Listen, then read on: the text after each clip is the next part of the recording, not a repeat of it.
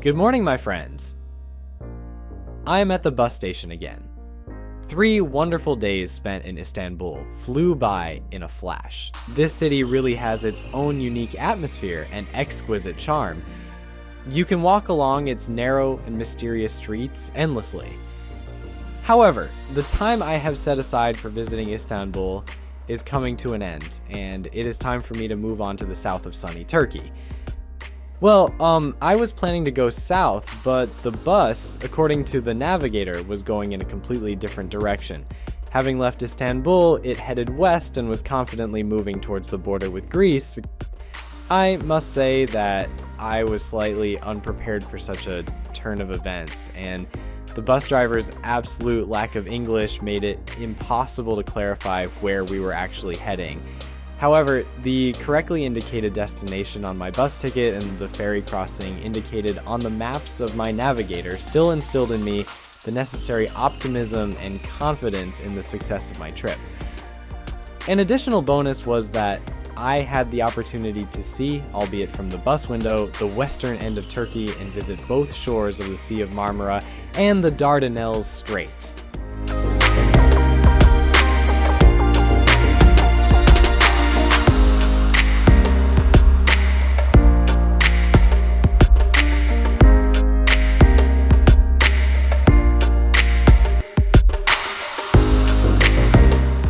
When I was boarding the bus at the Istanbul bus station and planning the route of this trip, I could not have imagined that a pleasant surprise awaited me in the form of a ferry crossing across the Sea of Marmara. The thing is that the bus did not go along the left bank in the direction of Izmir as I expected, but along the right bank, as a result of which we, together with the bus, will have to cross to the other side of the Sea of Marmara. The bus has safely reached the ferry crossing, and now it's time to say a few words about the Dardanelles Strait. The strait is famous for its historical events and enormous strategic importance. It divides the northwestern part of Asia Minor and the Gallipoli Peninsula, connecting the Sea of Marmara with the Aegean Sea, which flows into the Mediterranean.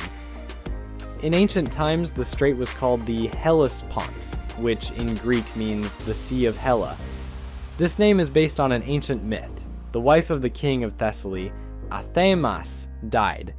Soon the king remarried, and the evil stepmother Ino wanted to get rid of the twins Phrixus and Helle. Nephele begged the god Hermes to help them. The brother and sister tried to escape by flying away on a golden fleeced ram, a divine gift. But during the flight, Helle fell into the sea and drowned, and Phrixus could only mourn her. Since then, the strait was called the Sea of Helle for a long time. The strait received the name it uses today due to its close proximity to the ancient city of Dardania.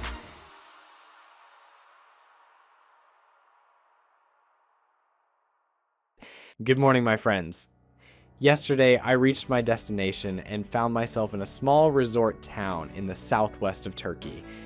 This city is remarkable to me for 2 reasons. The first is that it is located on the Dardanelles Strait at its narrowest point. And the second is that nearby is the famous Troy, or Ilion, an ancient city celebrated in legends and films, which I plan to visit. Canakkale is a small and friendly town with a welcoming population located on the shore of the Dardanelles Strait. According to my notes, the town is visited mainly by Turks from the central regions of the country, and English, or even more so, Russian speech on the streets of the city is a great rarity. Only in the hostel did I manage to meet 4 foreigners during my several days there. The locals are very friendly and willingly greet each other first, and the staff in the cafe is very polite and smiling.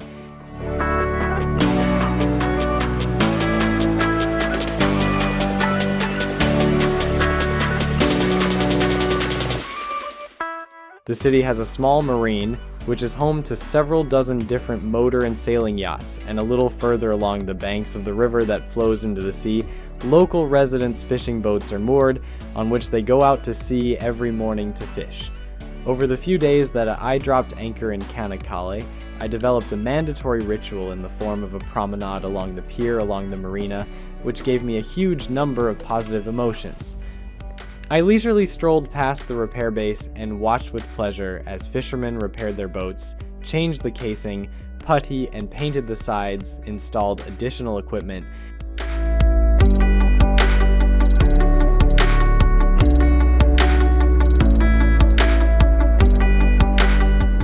After inspecting the marina and the boats bored by the sea, I went to the rocky beach of the Dardanelles Strait, sat down on a bench by the water, and watched the huge ships passing through the strait, some of which were truly gigantic in size. My friends, how I love the sea and everything connected with it. In this case, the Sea of Marmara. And being on the shore of the strait when huge ships carrying hundreds of tons of cargo around the planet pass very close by. It's an amazing feeling.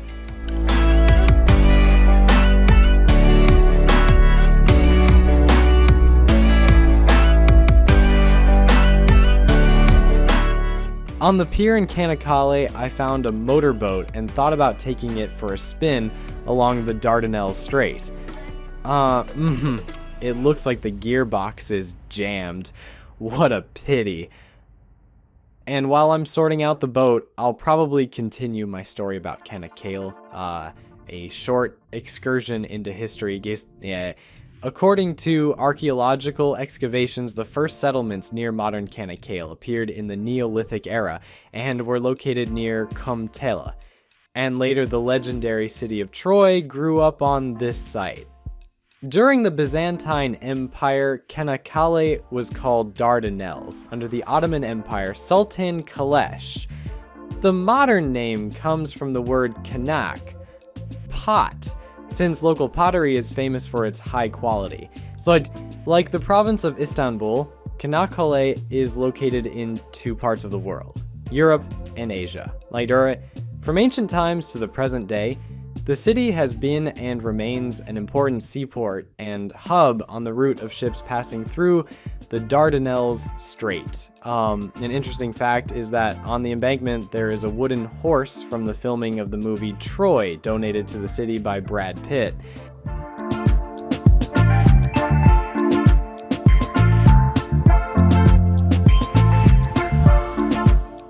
Whenever I walk along the marina and look at different boats, I often think about my own yacht. Of course, I don't mean a huge motor yacht like a millionaire's, but I dream of a small sailing yacht on which I could leisurely sail the seas and oceans of our wonderful planet. Who knows, maybe one day I'll save up enough money and my dream will come true. But for now, how great it is to immerse yourself in history and remember legends and traditions, especially if this history is quite real and tangible and you can touch it with your hands. The Trojan horse is not a historical fiction at all, but a reality, and right now it is behind my back. I can easily touch it with my own hands, which I will do with pleasure now.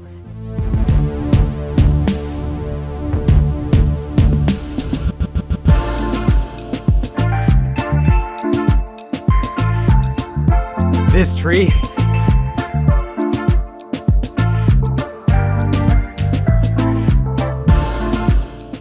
The Trojan horse is a truly monumental structure. According to legend, it could easily hold several dozen people, which was demonstrated in the film Troy, in the filming of which this horse took part. Well, now it's time for me to go to the real ancient Troy to see everything with my own eyes. Yay. But before going to Troy, I must perform one ritual that I have been observing for several days now while in the city of Canakkale. I want to meet, or rather see off the sunset and see the sun go down behind the horizon, and with it, the sun's path disappears from the surface of the sea. I don't think anyone can explain why this spectacle attracts millions of glances, but admiring the sunset at sea is amazing. Ali Baba çiftliğinde, önünde şömine ve kimsesiz de. Söylesene Ali Baba, çiftliğin hali neden böyle, neden böyle, neden böyle, neden böyle, neden böyle, neden böyle. Ne olsun? Ali Baba çiftliğinde, önünde şömine ve kimsesiz de. Söylesene Ali Baba, çöplüğün hali neden böyle, neden bu, neden böyle, neden böyle, neden böyle, neden böyle. Ne olsun? Tükettiğiniz ot değil, onca geçen zamanlar. Good morning, my friends. I am in the ancient and legendary city of Troy, about which many legends have been composed and more than one film has been shot. Of course, it would be epic to enter the city on that very Trinity horse. However, an ordinary Citroen minibus brought me here. Troy, or Ilion, is an ancient city in the northwest of Asia Minor, located on the coast of the Aegean Sea.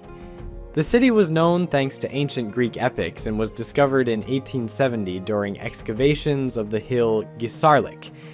The city acquired particular fame thanks to the myths about the Trojan War and the events described in Homer's poem Iliad, according to which the 10-year war of the coalition of Achaean kings led by Agamemnon, king of Mycenae, against Troy ended with the fall of the city.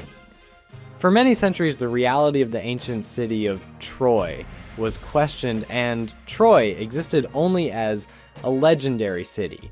But there were always people who searched for reflection of real history in the events of the Iliad. However, serious attempts to find the ancient city were made only in the 19th century. In 1870, Heinrich Schliemann, during excavations of a mountain village on the hill Hisarlik on the Turkish coast, came across the ruins of an ancient city. Continuing excavations to a depth of 15 meters, he unearthed artifacts belonging to an ancient and highly developed civilization. These were the ruins of the famous Homer's Ilion. It is worth noting that Schliemann excavated a city that was built earlier, 1,000 years before the Trojan War. But further research showed that he simply dug through Troy, since it was erected on the ruins of the ancient city he found. In 1992, Swiss archaeologist Eberhard Zanger suggested that Troy and Atlantis were the same city. His theory was based on the similarity of descriptions of cities in ancient legends. However, there was no scientific basis for this assumption, and this hypothesis did not receive widespread support. The Trojan War, like almost all wars, broke out because of a woman. According to Greek legend, the war broke out because one of the 50 sons of King Priam, Paris, kidnapped the beautiful Helen, the wife of the Spartan king Menelaus. However, according to some historians, this is most likely just the tip of the iceberg, and that war had other prerequisites. Since it is believed that between the Greeks and the Trojans, there were many trade wars that controlled trade along the entire coast in the Dardanelles Strait. According to legend, after the Trojan horse entered the city, Sinon released the warriors hiding inside, who quickly killed the guards and opened the city gates. The city, asleep after the wild celebrations, did not even offer resistance.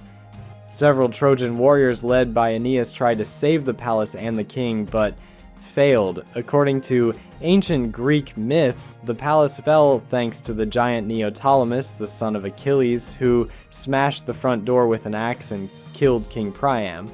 This is one of the few episodes of that war that has never found archaeological or historical confirmation. Moreover, the Iliad does not mention the horse, but Homer describes it in detail in his Odyssey, and all the events connected with the Trojan horse and their details were described by the Roman poet Virgil in the Aeneid, almost 1,200 years later. Some historians suggest that the Trojan horse was understood as some kind of weapon. For example, a battering ram. Others claim that this is how Homer called Greek sea vessels. It is possible that the horse did not exist at all, and Homer used it in his poem as a symbol of the death of the gullible Trojans. Well, and I probably won't trust the sun, and before I get fried by its rays, I'll hurry to move from stone Troy to the coast of the Aegean Sea.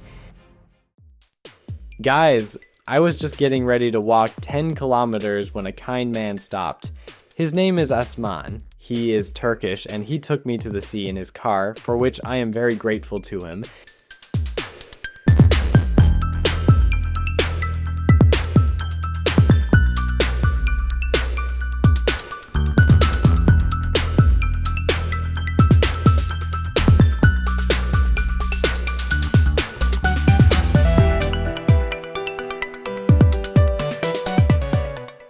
Thanks to Asman, I found myself in a very atmospheric place, which I myself might not have found on foot. As you can see, there is a cannon behind me, and the entire structure is a coastal battery. I love places like this, especially ancient military artifacts. Just super. It is here that I will probably stay overnight by the sea with a tent, and if a robber approaches me at night, then I have something to repel his furious attacks. Just kidding.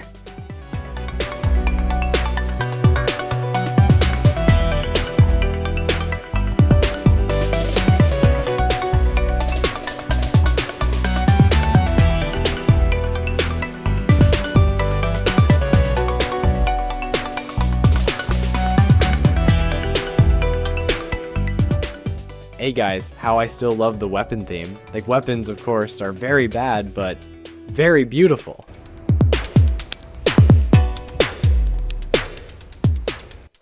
Thing. 10 kilometers from the excavations of ancient Troy, next to the coastal battery and a small marina, there is a tiny beach where I decided to swim. Well, hello, Aegean Sea. Guys, the water is generally like fresh milk. Let me remind you that now it is only May 31st, and this is my first swim in Turkey.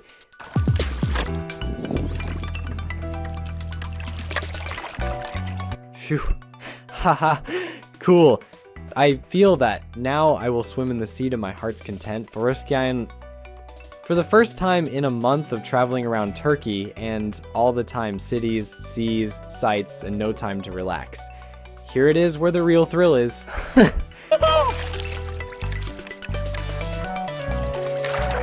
Finally today, the long-awaited overnight stay in a tent, and now I am seeing off the sunset on the shore of the sea, and behind me is my house for tonight.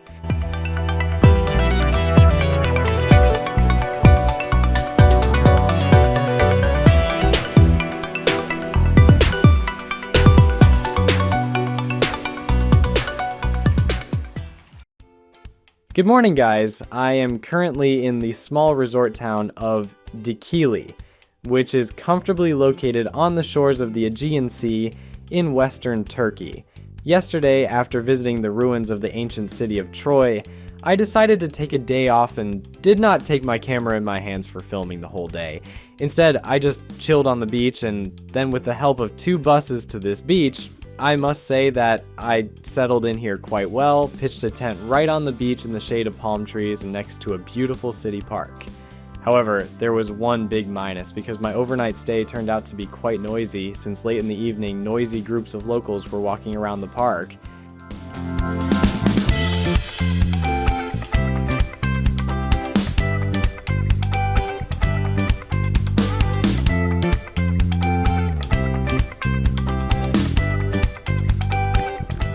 Well, since today I will have a long-awaited overnight stay in a tent on the beach, I think it would be appropriate to review my bivouac gear, with which I have been traveling for several years now. So my cozy portable house consists of a one-person tent bought in the Decathlon store and specially designed for backpackers and cyclists. The tent takes up little space in the backpack and weighs less than 2 kilograms. The roll of a blanket is performed by a synthetic sleeping bag in the form of a cocoon, also bought in the Decathlon store and with a comfort temperature of up to plus 15 degrees. There was no point in buying something warmer because my travels mainly take place in hot countries and continents. In extreme cases, I can always put on an additional light down jacket. Instead of a bed, I use an inflatable mat from the Russian company Splav with a thickness of 2.5 millimeters. It is shorter than my height, but more compact and quite suitable for comfortable sleep.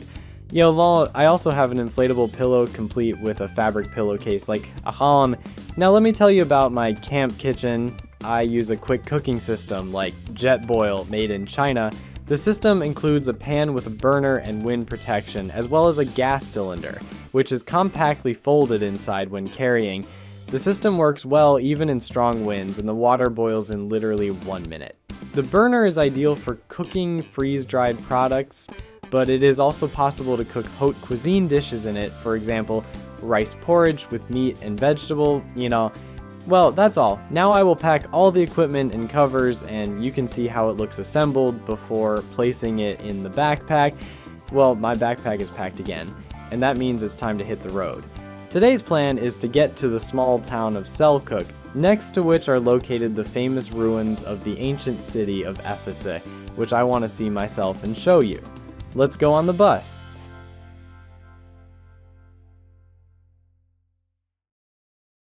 So, well, here I am, loaded into the bus and heading in the direction I need.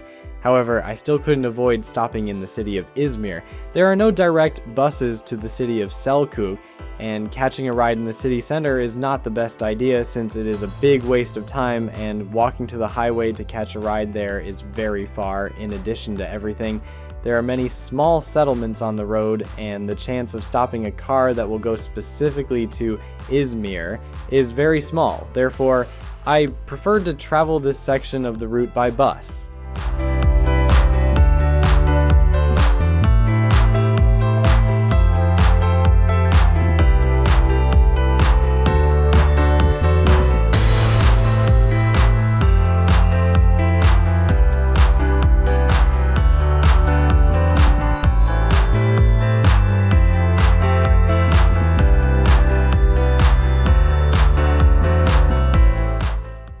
I got to the bus station in the city of Izmir. Now I'll buy myself a juicy Turkish shawarma for a snack, and after changing to a small bus, which is now standing behind me, I'll go to Selkuk.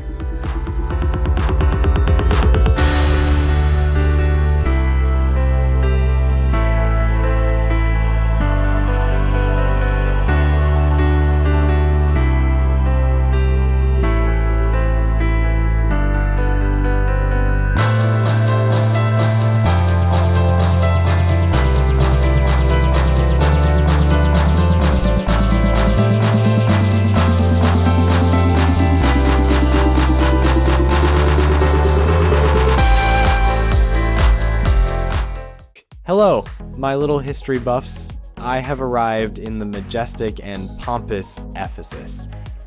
But alas, they have not prepared for my arrival at all. There is complete devastation all around. However, now I will find guests from Central Asia who are famous for their ability to build anything and anywhere, and we will quickly rebuild Ephesus anew, even more beautiful than before. For those who did not understand, this is, of course, a joke. Perhaps the most popular and visited historical place in Turkey after the beauty of Istanbul is the ancient city of Ephesus. At the same time, it is also the largest preserved historical site in Asia Minor. The area of the restored territory is more than 10,000 square meters. Currently, this place is visited annually by hundreds of thousands of tourists from all over the world, and its popularity does not fade. There is a very beautiful legend about the circumstances under which the city of Ephesus was founded. A long time ago, more than 3,000 years ago, the son of the last Athenian ruler Androcles decided to found his own kingdom and received a prophecy from the Delphic oracle about the possibility of founding a new city where fire, fish, and wild boar would unite at the same time. He set sail, and when he reached the shores of Anatolia, he landed in the most picturesque place. Nearby was a small fishing village, and not far from the shore, the villagers were frying fish. The fishermen invited the tired travelers to share their meal. When a gust of wind blew sparks from the fire towards the neighboring bushes, a wild boar jumped out with a squeal. Then Androcles realized that he had found the right place. However, not everything was so simple. and the newly formed colony did not prosper for long. In those places, a nomadic tribe of warlike Amazons caused great damage to the cities and their inhabitants.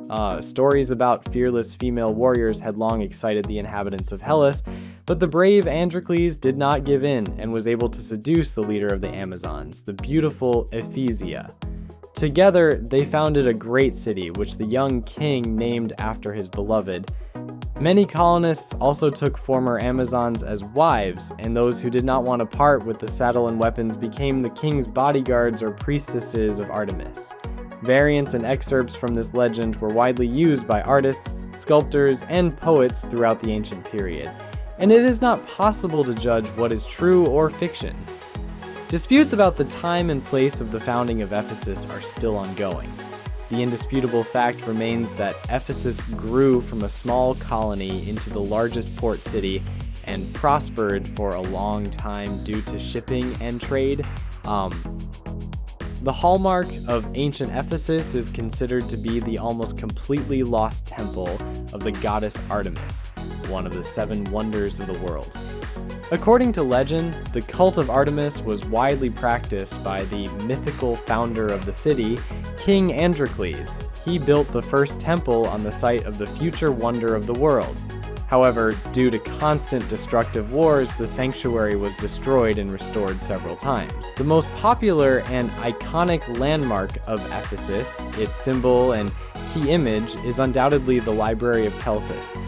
It was built at the beginning of the ancient Roman period during the reign of Emperor Hadrian. It must be said that this emperor, like no other, left a great mark on the cultural and architectural history of Asia Minor. Another iconic landmark of Ephesus that has survived to this day is the huge ancient theater with 25,000 seats. During the day, gladiator fights were held here, and in the evenings, plays and musical performances were held. By and large, many public places and administrative buildings of the ancient city have been perfectly preserved. In addition to the above-mentioned library and theater, you can see the meeting square, agora, a small amphitheater, Odeon, an ancient town hall, Prytaneum, the temple of Emperor Hadrian, the temple of the goddess Hestia, and the Basilica of St. John. Also, the main street of the city and some residential buildings have undergone little change, despite the fact that excavations and restoration work have been going on for many years. Scientists believe that more than 50% of the territory of the ancient city still remains underground in swamps. Who knows, it is quite possible that great discoveries and new historical facts about this wonderful city await us.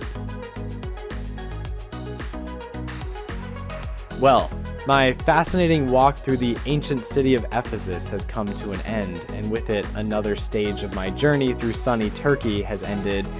New adventures on the shores of the Mediterranean Sea are ahead. Antalya, Bodrum, Kemer, Kos, Fethiye, and the hellish flames of Mount Chimera await us. If you like this video, then subscribe to the channel, like it, and share it with your friends. This will help me promote the channel. You can also help me by donating using the links in the description. Well, I'm off to hitchhike a new car, and I'll see you very soon in a new video. Bye bye.